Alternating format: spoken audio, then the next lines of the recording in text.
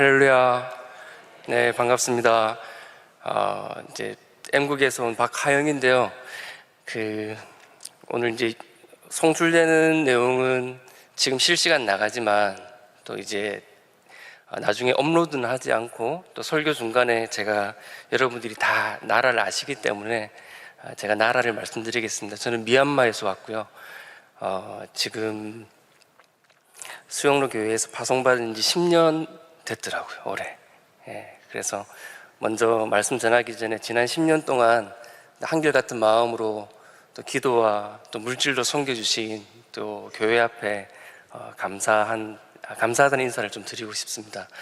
네, 그리고 또 오늘 선교 목사님께서 나올 때 그 전통 의상을 입고 나오라고 하시더라고요. 그래서 사실 미얀마 전통 의상은 아래쪽이 포인트입니다. 아래쪽이. 지금 이 강단에 가려서 안 보여서 제가 옆으로 살짝 한번 나가겠습니다. 네.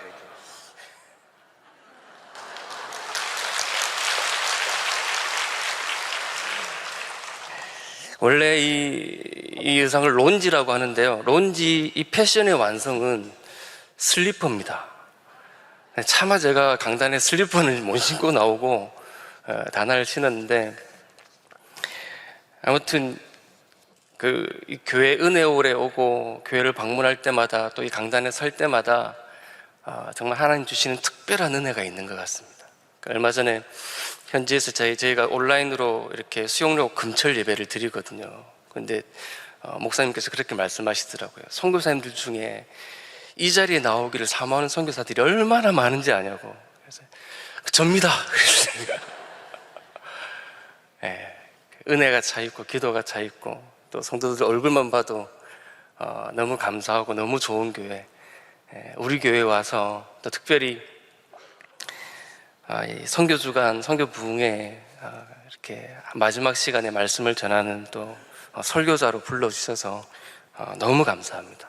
그리고 좀 여러 가지 사정이 있어서 이번에 가족들이 다 같이 들어왔는데, 들어올 때마다 또 선교관 자리 내어주시고, 또 들어오기 전날 저희 담당 교구가 46교구인데요 46교구 또 선교 목사님께서 또 못 먹을까봐 그냥 음식을 또 한가득 갖다 놓으시고, 그래서 올 때마다 얼마나 감사하고 참 힘을 얻고 가는 그런 시간인지 모르겠습니다. 오늘 말씀을 사도행전 3장 1절부터 6절까지 말씀을 하나님 주셔서 말씀을 잠깐 나누고, 또 미얀마에서 선교지에서 일하시는 하나님에 대해서, 위기 속에 일하시는 하나님에 대해서 말씀을 나누기를 원합니다. 오늘 본문을 보면 세 사람이 나옵니다. 베드로와 요한, 그리고 태어나서 한 번도 걸어보지 못했던 안진뱅이, 그 성전 민문 앞에서 구걸하는 사람, 이 세 사람이 나옵니다. 사도행전 1장에서 예수님께서 부활하신 이후에 제자들과 40일을 보내시면서 하나님 나라의 복음을 전했다라고 말씀하시고, 그 제자들에게 너희는 이곳에 머물러라, 약속한 것을 받기 전까지 이곳에 머물러라, 그리고 너희들은 예루살렘과 온 유다와 사마리아와 땅끝까지 이르러서 나의 증인이 되어라 라고 말씀하셨습니다. 그리고 그 성에 머물렀던 그 제자들에게 사도행전 2장에 보면 오순절 성령 강림 사건을 통해서 성령의 충만을 받는 그런 놀라운 역사가 일어나게 됩니다. 지금 사도행전 2장의 끝부분을 보시면 성령 충만을 받은 이 베드로가 한번 설교하니까 한 3,000명이 돌아오는 거예요. 세례를 주고 그 예루살렘에 큰 메가 처치가 되었습니다. 근데 이 교회가 어떻게 움직이냐를 보니까 날마다 모이기를 힘쓰고 서로 물건을 나누고 서로 더 은혜 받기 위해서 간절히 사모하는 그러한 교회가 된 것이죠. 이 예루살렘 교회에 이 말씀을 증거하고 이 교회의 리더가 누구냐면 베드로와 요한인 것입니다. 지금 베드로와 요한의 상태는 불덩어리죠. 그냥 누가 옆에 오면 당장 타서 성령의 충만을 옮겨 받을 것만 같은 그런 불덩어리들입니다. 여러분, 이 1장과 2장의 상황을 조금 염두에 두시고 3장을 보시면 조금 더 우리가 성경의 문맥을 더 잘 이해할 수 있을 것 같습니다. 굿이 기도하는 시간을 쫓아서 성전에 올라가고 있던 베드로와 요한에게 태어나서 한 번도 걸어보지 못한 한 사람이 구걸하는 장면으로부터 이 성경은 시작이 됩니다. 베드로와 요한을 보면 성령 충만하고 무엇인가 가득 찬 사람이, 성전 미문에서 구걸하는 이 거린을 보면 무엇인가 결핍이 있고 모자라고, 이 베드로와 요한과 비교해서 보면 극명한 대조를 이루는 한 사람입니다. 3절 말씀을 보면 이렇게 시작합니다. 사도행전 3장 3절 말씀을 보시면 그가 베드로와 요한이 성전에 들어가려 함을 보고 구걸하거늘, 이렇게 말하고 있습니다. 지금 성령 충만한 베드로와 요한이 성전에 올라갈 때에 태어나서 한 번도 걸어보지 못한 구걸하는 사람이 베드로와 요한을 보고 구걸한다 라고 말하고 있습니다. 여기서 저는 이 보다라는 이 단어에 대해서 조금 더 설명드리고 싶습니다. 3장 3절에 나오는 보고 구걸하다라고 말할 때 이 보고는 단순히 바라보는 것입니다. 영어 성경을 보면 see라고 되어 있어요. see. 그냥 보고 구걸하는 것이죠. 이 사람에게는 특별한 소망이나 기대나 어떠함이 없습니다. 그냥 늘 일상 속에 그냥 구걸할 때에 지나가던 그런 사람들처럼 여기고 구걸하는 것이죠.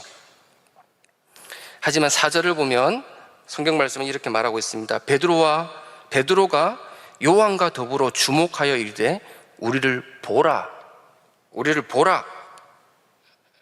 여러분, 성전 미문에서 평생을 구걸했던 사람이 보고 구걸하는데 베드로와 요한이 우리를 봐라 라고 말합니다. 여러분, 아무것도 없는 사람이 구걸하는 사람에게 나를 봐라, 나를 주목해라 라고 말할 수 있을까요? 아니죠. 무엇인가 대단하고 엄청나고 많은 것이 있는 사람이 자신 있게 할 수 있는 말이죠. 우리를 봐라. 성전 미문 앞에서 구걸하던 이 한 사람은 오늘 속으로 이렇게 생각했을 것입니다. 야, 대박. 오늘 하나 걸렸다. 야, 뭐 있는가 보다. 예. 어떤 마음이 생길까요? 기대하는 마음이 생기겠죠. 이렇게 뭔가 소망하는 마음이 일어나겠죠. 뭔가 있으니까 이 사람이 이렇게 큰 소리를 치는 거 아닌가 라고 기대하는 마음으로 이 베드로와 요한을 보게 됩니다.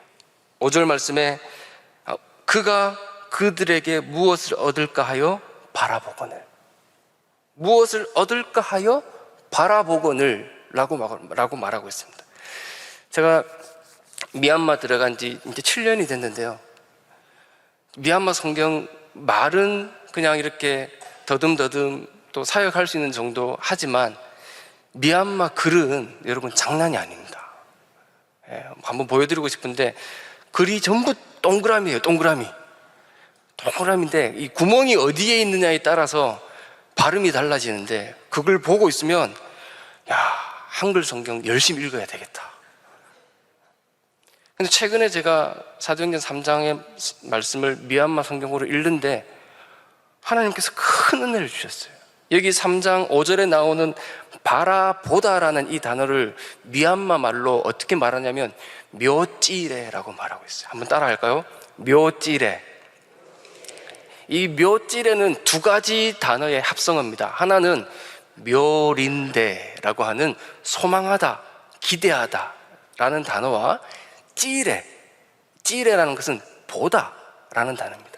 그래서 이 두 단어를 합치면 묘찌레라는 단어가 되는데 이 말을 한국말로 바꾸면 바라보다 라는 단어입니다.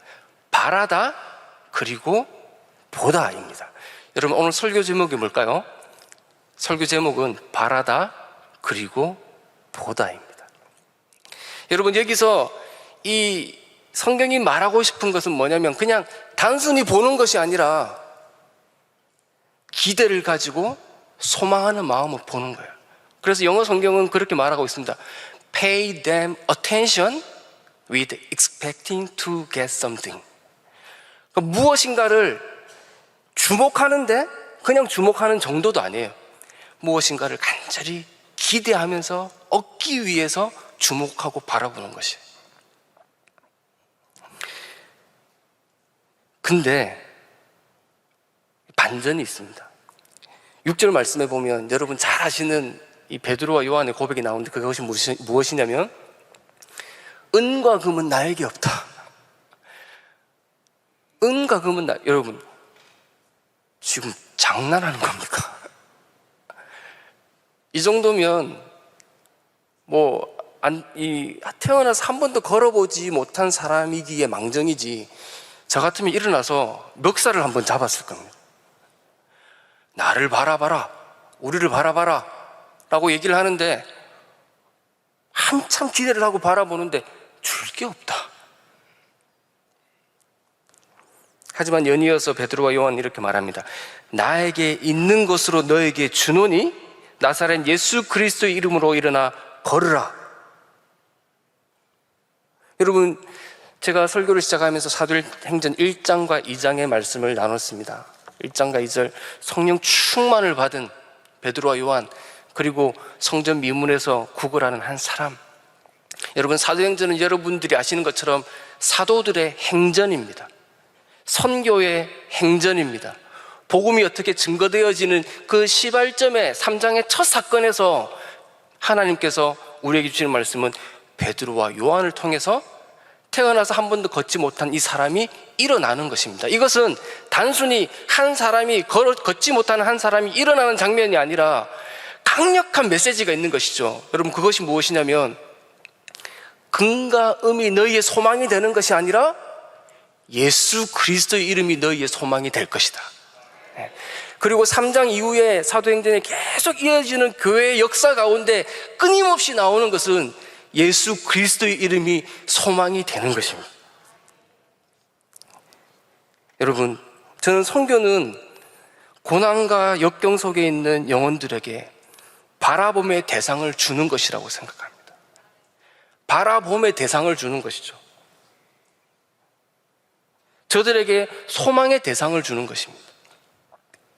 여러분, 선교지에서 선교사가 제일 힘든 게 뭘까요? 제가 설교를 시작하면서 말씀드렸지만 미얀마에 있습니다. 여러분, 잊으셨죠? 아직도 쿠데타 때문에 많은 사람들이 죽고 있고 고통받고 있고, 경제는 바닥을 치고 정치, 경제, 교육, 문화, 사회, 나라가, 국가가 붕괴되어 있습니다. 전력이 모자라서 전기를 안 줘요. 정전입니다. 하루에 기본 8시간씩 정전이에요. 이번에 2월, 3월, 4월, 5월 여러분 뉴스 보셔서 아시겠지만 동남아에 지난 한 50년, 100년 만에 최고의 더위였어요. 42도까지 올라가는 그 더위 속에 전기를 안 주니까 에어컨도 못 쓰죠. 전등도 못 쓰죠. 아무리 선교사지만 짜증이, 내일 아침에 어디 가서 설교도 해야 되고 강의도 해야 되고 누구 만나야 되고 저녁에 한 자라도 뭘 좀 더 봐야 되는데 전기를 안 주니까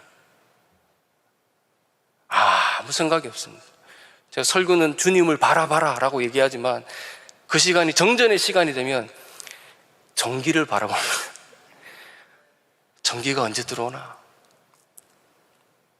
근데 저녁 5시부터 9시까지 정전이거든요.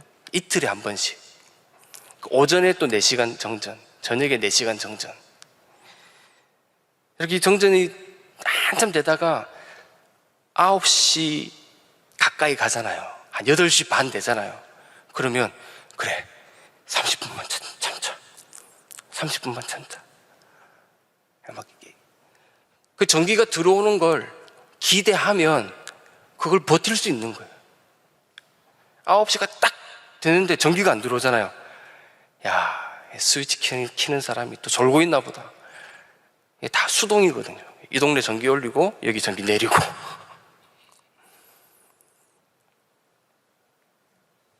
그 찜통 같은 더위에 전기가 없는 그 땅에서 버티는 거, 그래도 여러분 버틸 수 있습니다. 할 수 있어요. 저희 집 근처에 그 정치범들을 가두는 교도소가 있습니다. 저녁에 되면요, 폭탄 소리가 들려요. 그냥 옆에서 터지는 것처럼 소리가 들려요. 처음 미얀마에 다시 들어가가지고 폭탄 소리를 듣는데 가슴이 두근두근거리더라고요. 애들도 데리고 들어왔는데, 어디 이사를 가야 되나? 어떻게 해야 되나? 1년 전, 또 6개월 전, 또 폭탄이 터지면 또 조마조마. 지금은요, 옆에서 폭탄이 터져도 저녁에 밥을 먹습니다. 예. 우리 막내는 이제 친구들하고 막 온라인으로 게임하면서 옆에서 폭탄이 터졌어요. 뻥 하니까 친구하고 이야기합니다. 폭탄 터졌어. 하던 게임을 계속합니다. 상황이 바뀌는 것이 아니라 우리가 익숙해지더라고요. 여러분, 그 소리가 터지고, 폭탄 소리가 터지고 들릴 때 그런 생각을 합니다. 우리에게 가장 안전한 곳은 주님이 함께 하시는 곳이다. 네. 여러분, 그것도 견딜만 합니다. 근데 제일 선교지에서 제일 힘든 게 뭐냐면, 하나님을 바라보지 않고 선교할까봐. 여러분, 그게 제일 무섭고 두려운 것이죠. 금과 은은 있는데 예수님 이름 없이 하는 선교가 아닌가? 금과 은은 충만한데 그냥 예수님 이름 없이 여기서 버티는 거 아닌가? 여러분, 그런 생각이 들면 정신이 바짝 듭니다. 여러분, 가장 비참한 선교사는 금과 은은 있는데 그리스도의 이름이 없는 선교사입니다. 가장 비참한 성도는 그러면 무엇일까요? 금과 은은 있는데 예수 그리스도의 이름이 없는 성도겠죠. 가장 비참한 교회는 무엇일까요? 금과 은으로 충만한데 그리스도 이름이 없는 교회는 가장 비참한 교회이겠죠. 오늘 본문은 우리에게 말하고 있습니다. 베드로, 요한, 너희가 소망이 아니다. 너희는 소망의 방향을 가르치는 이정표다. 이쪽으로 가면 소망이 있습니다. 우리를 바라봐라. 그렇게 그 사람의 이목을 얻어서, 주목을 받아서 그 주목을 진짜 소망 되시는 주님께 보여드리는 거죠. 올려드리는 것이죠. 우리의 인생은 소망의 방향을 가리키는 이정표입니다. 결코 우리는 누군가의 소망이 될 수 없습니다. 오늘 단기 선교를 떠나시는 분, 또 이 자리에 단기 선교를 가시는 많은 분들이 있지만, 여러분, 내가 가서 소망이 되겠다라고 생각하지 마십시오. 가서 소망의 방향을 보여주면 되는 것입니다. 저는 오늘 본문에 나오는 태어나서 한 번도 걸어보지 못했던 이 구거라는 이 사람을 보면서 미얀마가 그냥 직관적으로 떠올랐습니다. 여러분, 미얀마의 지금 상황은 태어나서 한 번도 걸어보지 못했던 이 거린과도 똑같은 상황입니다. 소망이 없습니다. 이 거린을 보십시오. 직업이 있습니까? 가족이 있습니까? 미래가 있습니까? 내일이 지나고 한 달이 지나면 조금 더 나의 상황이 나아질 것이라는 그런 기대할 만한 것이 전혀 없는 그런 거린, 그런 걷지 못하는 사람, 이 사람과 미얀마가 똑같다니까요. 2020년 전 세계적으로 코로나가 유행할 때에 미얀마도 예외 없이 코로나가 닥쳤습니다. 병원도 낙후되어 있고 의료진도 없고, 우리나라는 이렇게 동선을 추적했잖아요. 여러분, 잊어버리셨죠? 우리 핸드폰에 다 이렇게 해가지고 어디 커피숍 들어갈 때도 이거 인증하고 들어가고 해가지고 거기에 뭐 한 사람 딱 나오면은 그 공간에 있었던 사람들 쫙 해서 추적해가지고 관리를 하잖아요. 미얀마는 없습니다. 그런 게. 몇 명이 죽었는지도 모르겠습니다. 첫 번째 1차 파동 때 2020년 그 어려운 시기를 이제 미얀마가 간신히 지나가죠. 지나갔는데 2020년 11월 달에 이제 대통령 선거를 했습니다. 선거를 하는데 2016년부터 20년까지 집권했던 아웅산 수지 정당, 민주정당이 또 이겼어요. 그래서 이제 앞으로 4년을 더 이 나라를 이제 다스리면서 많은 사람들이 기대했습니다. 많은 다른 나라의 국가들도 기대했습니다. 이제 미얀마가 더 나아지겠지. 2021년 2월 1일 군부에서 그 선거는 부정선거다 라고 말하면서 쿠데타를 일으켰습니다. 제가 준비한 영상이 사진이 있는데요. 사진 잠깐 보여주시면 되겠습니다. 지금부터. 네. 쿠데타가 일어났어요. 많은 사람들이 시위에 나가서 죽었습니다. 끌려갔습니다. 지금도 18,000여 명이 갇혀 있습니다.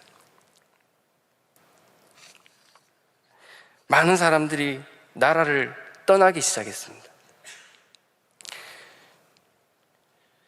제가 다시 미얀마에 들어가가지고 그 집을 오랫동안 비워놨잖아요. 집주인을 찾아갔어요. 고맙다고. 집주인도 그래, 이제 새로 계약하자. 그래서 또 다시 1년을 또 계약하는데 집주인이 저에게 물어보더라고요. 왜 왔냐고. 다 나가려고 하는데 왜 왔냐고 물어보더라고요. 제가 순간 당황했습니다. 집주인한테 그런 질문을 받을 줄 몰랐거든요. 집주인은 제가 선교사인지를 몰라요. 비즈니스 하는 사람인 줄 알죠. 그 집주인의 질문을 받고 집에 와서 다시 생각했습니다. 왜 왔지? 여러분, 주님 보내신 곳이니까 오는 것이죠. 아까도 말씀드렸지만 주님이 함께 하시는 것이 제일 안전한 곳입니다. 여러분, 한국에 있어서 안전하십니까? 제가 한 번씩 뉴스를 보면 그냥 깜짝깜짝 놀라겠더라고요. 한국도 안전한 곳이 아니에요. 많은 젊은이들이 어쨌든 이 나라, 미얀마를 떠나기 위해서 그냥 애를 씁니다. 제가 지난 월요일 저녁에 비행기를 타고 화요일 새벽에 부산에 도착했는데 양곤에서 비행기 타려고 이렇게 공항에 있는데요. 한 40-50명의 애띤 그 아이들, 아가씨도 아니에요. 한 15, 16, 17, 18, 19, 20, 이 정도 되는 그 아이들이 두바이 가는 비행기를 타더라고요. 여러분, 걔들이 두바이를 왜 갈까요?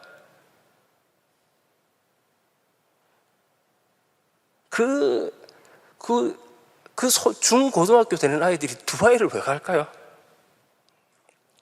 돈 벌러 가는 거예요, 돈 벌러. 없으니까. 애들이요, 두려워요. 어떤 주인을 만날까? 앞으로 내 인생이 어떻게 펼쳐질까? 여러분, 그 아이들 안에 소망이 있습니까? 기대가 있습니까? 태어나면서 한 번도 걸어보지 못했던 그런 인생을 사는 사람들이 지금도 지구촌 건너편에 있습니다.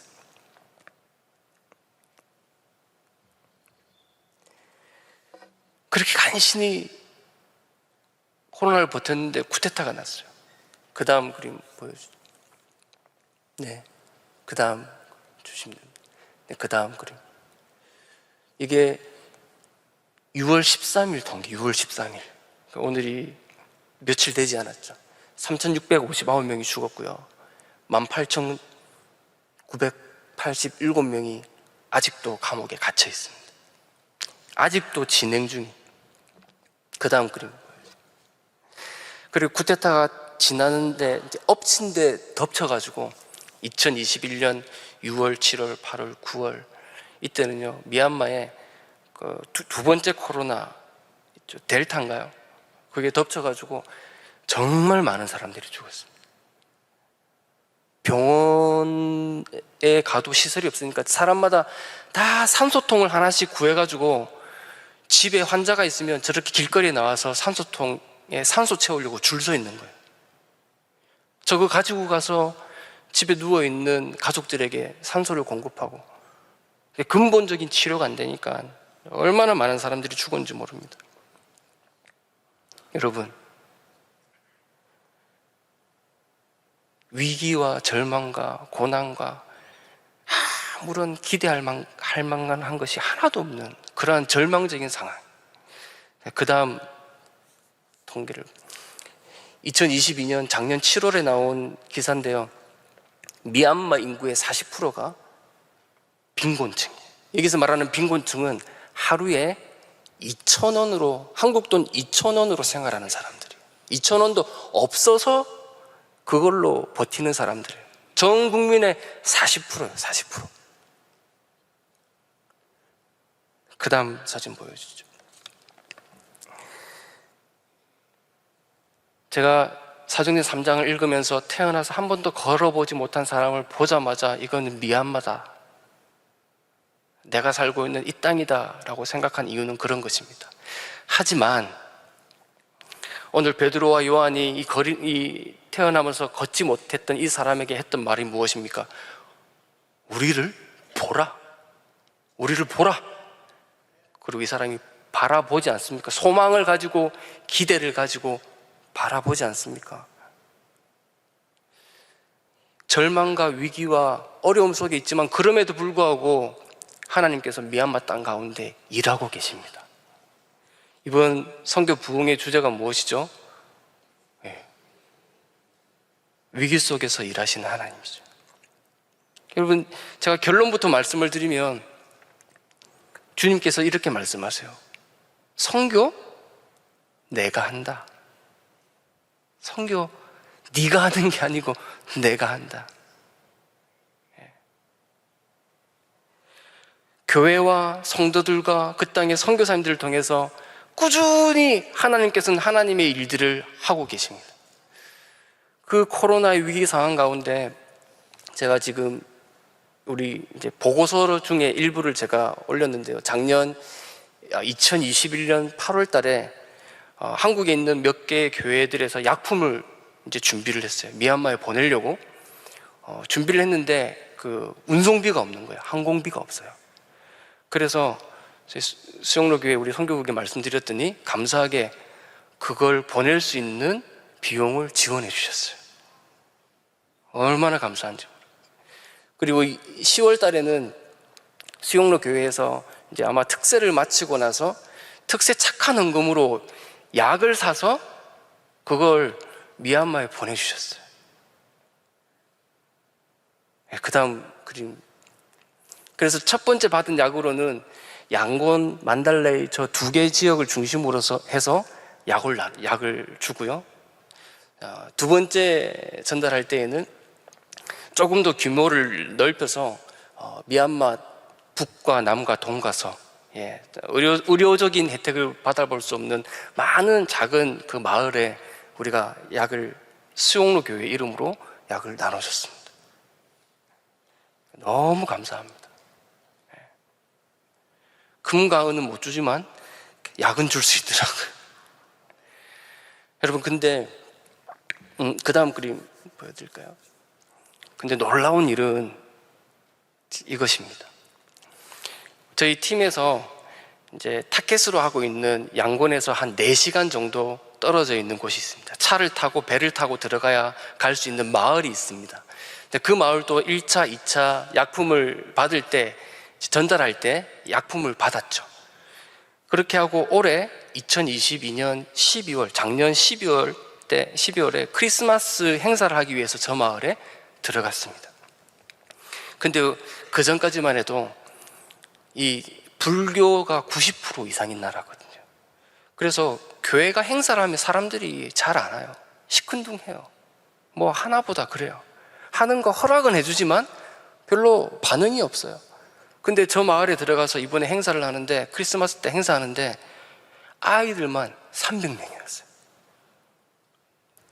어른들 100여 명이 왔어요. 와서 복음을 다 들은 거예요. 예수님에 대해서 다 들은 거예요. 여러분, 왜 왔을까요? 미얀마는요, 한국하고 똑같아요. 이게 좀 그러니까 이런 마음이 있어요. 그러니까 미얀마 말로 아나레 하는 말인데, 한국말로 하자면 좀 그래서 가주는 거 있잖아요. 그래서 사주는 거 있잖아요.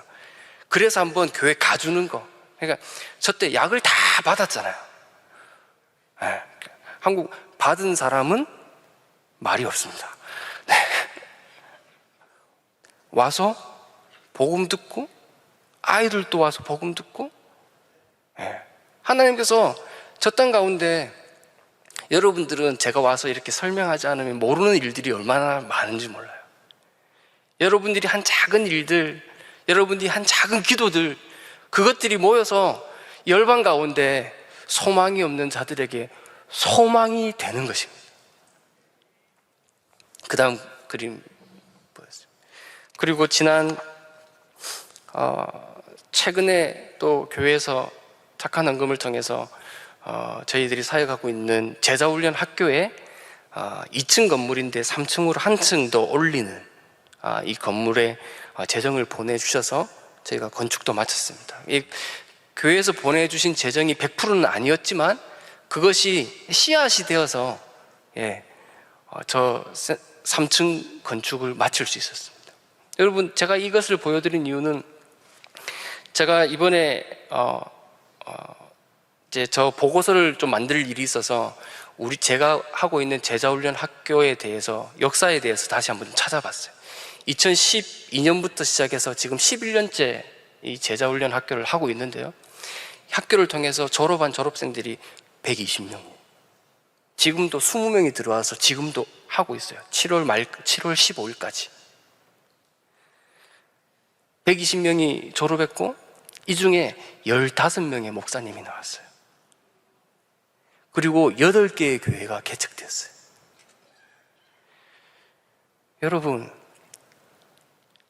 11년 동안 우리는 이런 숫자 보지 않고 그냥 했어요. 했는데 어느 날 우리가 뭘 하고 있지? 하고 숫자를 세보니까 많은 열매들이 있더라고요.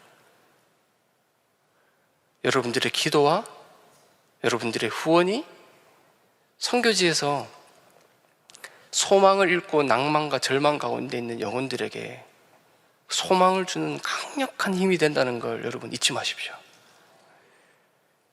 저희 제자훈련 학교를 졸업한 한 여자분이 있습니다. 여학생이 있어요. 목사님이 아니에요. 전도사도 아니에요. 근데 이 사람의 생업은 복음전도예요. 이 사람의 생업은 복음전도예요. 코로나, 쿠데타 어려워가지고 많은 사람들이 힘들 때 마을에 나가서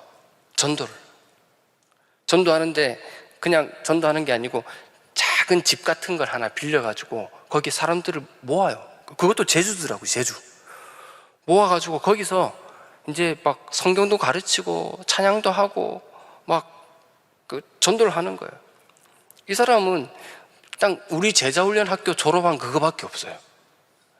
근데요, 희한한 게요, 사람들이 거기 30명, 40명씩 모여요.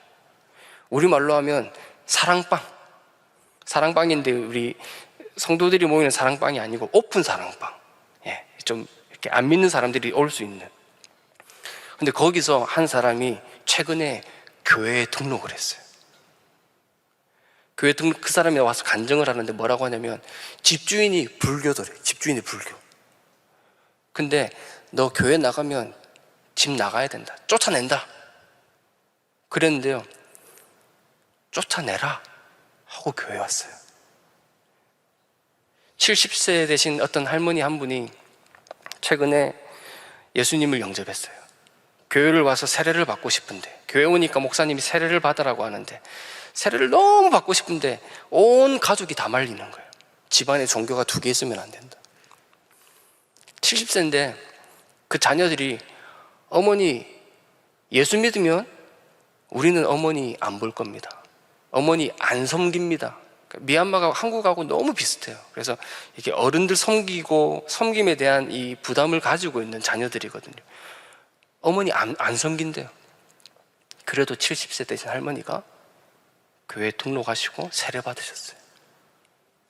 여러분, 제가 드리고 싶은 말씀은 고난과 역경이 사람의 영혼을 좌절하게 하고 낙담하게 하는 것이 아닙니다. 하나님의 형상으로 지음받은 사람은 고난과 역경이 오면 하나님을 바라보고 싶어 합니다. 하나님 그렇게 만드셨어요. 선교지에 있는 아직 복음을 듣지 못한 사람들도 고난과 역경이 오면 하나님을 사모하는 마음이 일어나게 돼 있어요. 누군가 가서 전하기만 하면 이제 교회로 오는 거예요.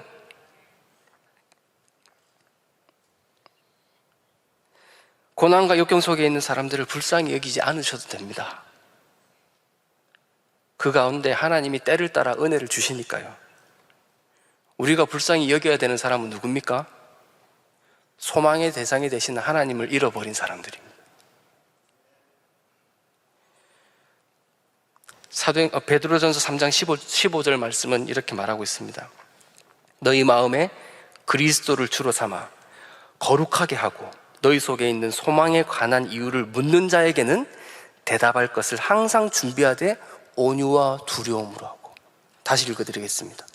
너희 속에 있는 소망에 관한 이유를 묻는 자에게는 대답할 것을 항상 준비하되 온유와 두려움으로 하고. 이 말은 무엇입니까? 누군가 너희들에게 물을 것이다. 너희 안에 있는 소망의 이유가 무엇이냐? 소망의 대상이 누구냐? 무엇을 소망하느냐? 물을 것이다. 그것을 항상 준비해라 라고 말하는 것. 여러분 준비되어 있으십니까?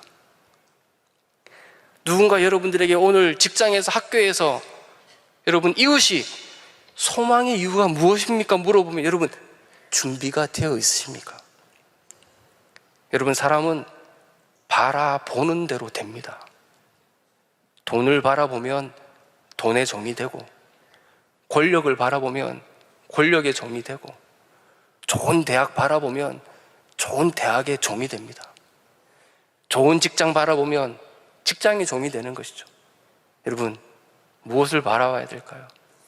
예수님을 바라보면 예수님의 종이 됩니다. 저는 여러분들이 예수님의 종이 되는 성도, 예수님의 종이 되는 교회, 예수님의 종이 되는 선교, 그것이 이루어지리라고 믿습니다.